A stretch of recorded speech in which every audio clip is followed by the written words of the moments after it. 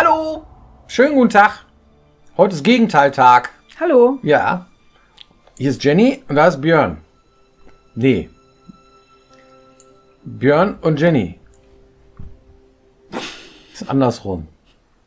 Story-Twists. Was ist das?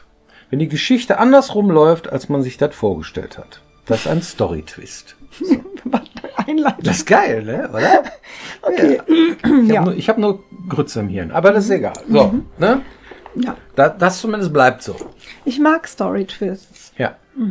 Das ist immer das Gegenteil von sich selbst. So, weißt du, dann hast du irgendwie den besten Freund und so und der beste Freund verrät dich. Das ist ein Story-Twist.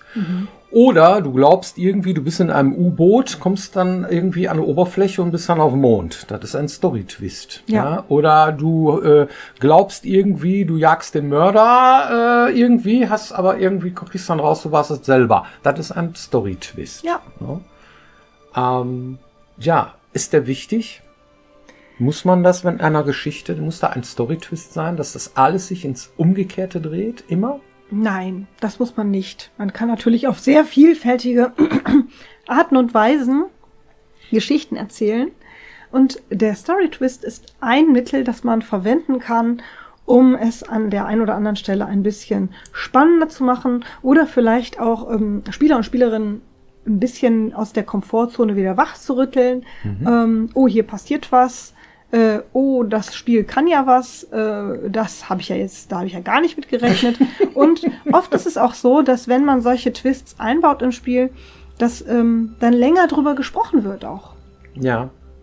Was ist denn da das Vorrangigste? Warum ist ein Twist denn überhaupt sexy?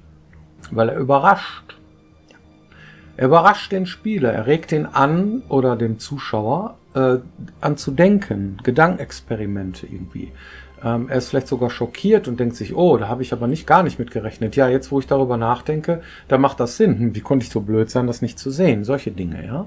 Oder man ist einfach geflasht und sagt irgendwie, boah, was eine geniale Idee. Wer hat die denn erfunden? Die ist ja genial. Sowas, ja. Also man muss den Spieler so ein bisschen überraschen. Ist das immer gut? Also, wenn man um seine Protagonisten bangt, ne, und Angst hat irgendwie, dass die alle draufgehen und am Ende überleben die alle, gibt es natürlich auch immer den einen oder anderen, der dann sagt irgendwie, ja, war doch klar, das sind ja auch die Helden, die dürfen nicht draufgehen. Darum machen die das momentan auch immer so, dass man uns im Ungewissen hält, bei irgendwelchen Serien oder auch bei Spielen oder so, ob am Ende auch tatsächlich der noch überlebt, den ich so lieb gewonnen habe. Das macht natürlich die Sache spannend. Ist das ein Story-Twist? Ja, aber so weit von, ne? Der Held stirbt. Was ist denn da los? Das ist fürchterlich so, ja. Aber es ist eine Sache, die, worüber Menschen sprechen, ne? Das ist, gerade in so Fällen wie Last of Us 2 der Fall gewesen, ne, weiß auch jeder, das sehr kontrovers diskutiert wurde und die einen, die fanden es super und die anderen, die fanden es so schlimm, ja, dass sie dann da gar nicht mehr spielen wollten und solche Dinge. Also da wurde sehr kontrovers diskutiert. Das heißt, Story-Twists können auch tatsächlich für Menschen Dinge kaputt machen. So, ja? Das heißt also, wenn man zu radikal rangeht und das alles irgendwie auf den Kopf dreht, dann kann das auch tatsächlich schlechte Emotionen erzeugen oder sowas wie Traurigkeit erzeugen. Warum habe ich mir den ganzen Krempel jetzt angeguckt irgendwie? Das führte ja zu nichts, ist ja schrecklich so, ja. Oder es gibt auch Spiele irgendwie, da kriegt ein Held Tuberkulose irgendwann in der Mitte. Und dann ist völlig klar, dass er am Ende dann auch drauf geht. Und dann spielst du aber trotzdem immer noch 40 Stunden lang die Geschichte. Da fragt man sich am Ende, ich sag nicht das Spiel, aber die es gespielt haben, die wissen das, ja. Da fragt man sich wirklich, warum mache ich das hier überhaupt? Ich habe mich da tatsächlich durchgequält, diese 80 Stunden, weil ich es jetzt wissen wollte. Aber ich fand das fürchterlich, ja. Also das war für mich dann auch kein Twist mehr oder irgendwie so. Da gab es auch keine Überraschung mehr. Das ist wie, Mensch, ärger dich nicht, ne? Wenn einer die Schlossallee und die Parkstraße hat, dann weißt du, okay, die gewinnen. Der gewinnt. Da gibt's vielleicht noch irgendwie die grüne Riege oder was, die dahinter ist. Da kann man vielleicht noch mal aufholen oder so. Aber spätestens, wenn der Spieler dann da noch eine Straße hat und die nicht verkauft, dann weißt du, okay, der gewinnt. Da musst du aber trotzdem immer noch eine Dreiviertelstunde spielen. Das ist natürlich Kacke, ja? So. Man kann sich natürlich auch als Entwickler überlegen, welchen Impact möchte ich denn haben? Also wenn man jetzt zum Beispiel den Helden oder die Heldin am Ende sterben lässt und alle denken dann, ja, dann führt das natürlich dazu, dass die Leute das nicht so schnell vergessen und länger drüber sprechen und dieses Spiel einfach präsenter bleibt. Es ist einfach ein schlechtes Ende zu schreiben, ja, und das hat einen Impact. Es führt aber jetzt auch nicht unbedingt dazu zwingend, dass das Spiel beliebter wird oder häufiger gespielt wird. Und da muss man sich fragen, was möchte ich denn jetzt hier? Es ist die höchste Kunst, ein spannendes, gutes Ende zu schreiben. Ja, das ist gar nicht so einfach. Ne, welches gute Ende ist den Leuten denn auch tatsächlich als richtig cool in Erinnerung geblieben? Das könnt ihr ja beantworten. Genau, könnt ihr ja mal unten reinschreiben, was ihr da so anführen würdet, wo ihr sagt, okay, da war ich aber so überrascht, dass das noch ein gutes Ende genommen hat. Ja? Das gibt's nämlich auch, aber das ist dann eine gute Geschichte. Ne? Und dann gibt's auch noch so Phänomene, muss ich auch schon oft drüber lachen. Also wenn der Protagonist draufgeht, sind es nicht alles schlechte Geschichten. Also richtig. Das ist natürlich auch Quatsch, ne? Aber ist natürlich frustrierend. Ne? So für ja, also schlechtes Ende und schlechtes Spiel sind ja auch nicht immer das Gleiche. Ja? Also es gibt sehr gute Spiele mit schlechten Enden und es gibt auch richtig gute Enden mit schlechten Spielen. Also jedenfalls Story Twist, genau. Was aber auch eine spannende Sache ist, da muss ich sehr drüber lachen, war zum Beispiel dieses Phänomen, einen Story Twist einzubauen, einfach aus Selbstzweck. Das ist auch nicht immer so gut. Das ist so diese typische Geschichte, ihr kennt das vielleicht irgendwie, man sucht die ganze Zeit den Mörder und am Ende heißt es dann, ja, er war's und dann ist so ein random Guy, den vorher nie einer gesehen hat. Der rennt dann weg und alle rennen hinterher und die restliche Zeit des Films ist das irgendwie, hier, weiß ich nicht, die Wiege der Sonne war so ein Film mit Sean Connery und ich weiß nicht, Wesley Snipes oder so. Das war so, ja. Und dann rennt irgend so ein Asiate weg da, so, er war's irgendwie und dann fragst du dich, hä?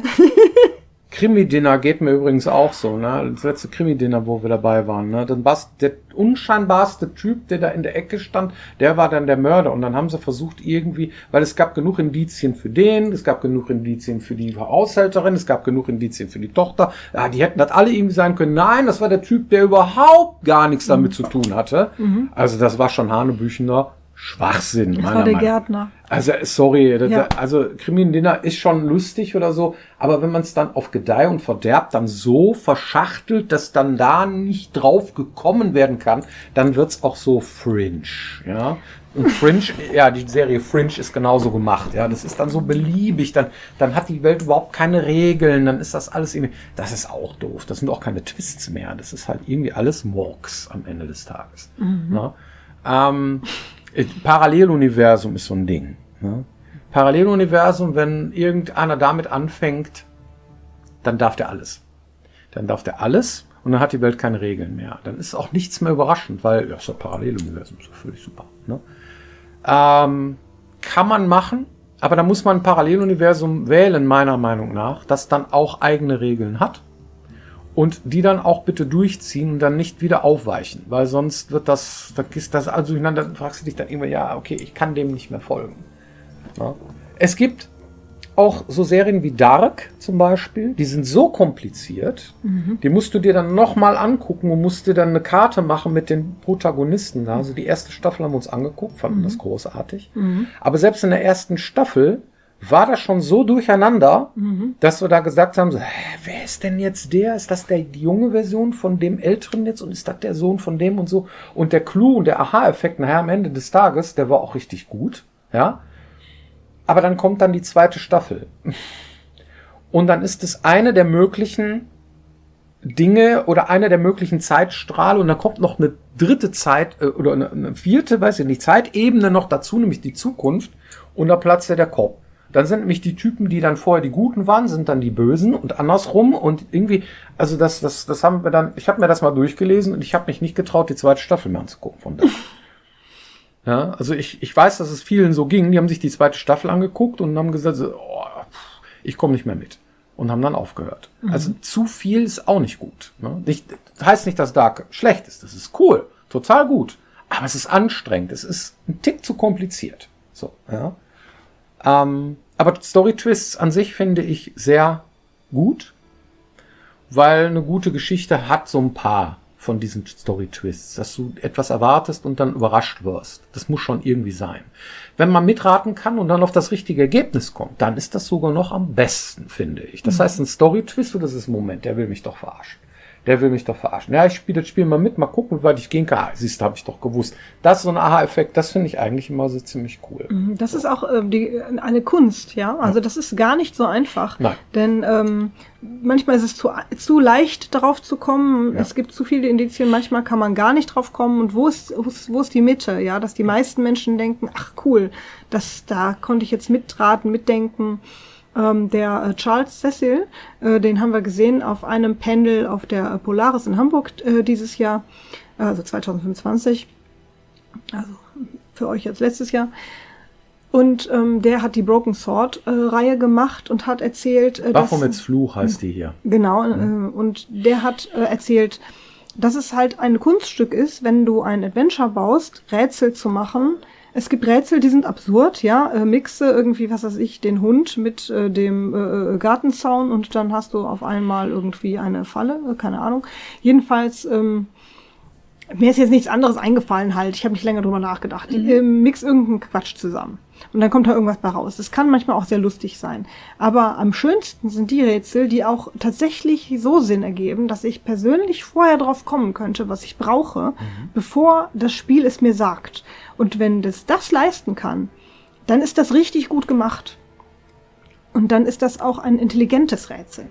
Und das finde ich schön, denn wenn man dann auch noch trotzdem Humor anbietet, dann ist das so die Königsdisziplin des Adventure-Schreibens. Ja, und also das wie den Hamster in die Kühltruhe stecken, weil man in der Zukunft irgendwie einen Hamster braucht, der im Hamsterrad irgendwie den Strom erzeugt. Ne? Ja, das haben wir da tatsächlich. Day of the Tentacle war das so. Da musstest du den Hamster in die Kühltruhe stecken. Das ist ziemlich absurd. Aber zumindest, naja gut, Aber, in der Welt war es so bisschen, plausibel, da konnte man zumindest drauf kommen. Okay, ich steck mal den Hamster in die Kühltruhe. Ja. Das war so auch so ein Zeiträtsel-Paradoxon, glaube ich, nicht so viel, aber das war schon cool. Ja. Das war fast logisch. Das war fast logisch, ja. Konnte man zumindest mal drauf kommen. Ja, das finde ich auch immer gut, wenn man selber drauf kommen kann. Ja. Ohne, dass einem das alles angezeigt wird. Ich traue mich gar nicht zu fragen, habt ihr denn da Lieblinge oder so? Denn das ist natürlich dann Spoiler, wir spoilern ja alles voll da. Ja. Dann schreibt Spoiler davor halt. Aber ich finde es schon spannend, irgendwie, dass so ein paar Erlebnisse, die vielleicht cool gemacht sind oder so.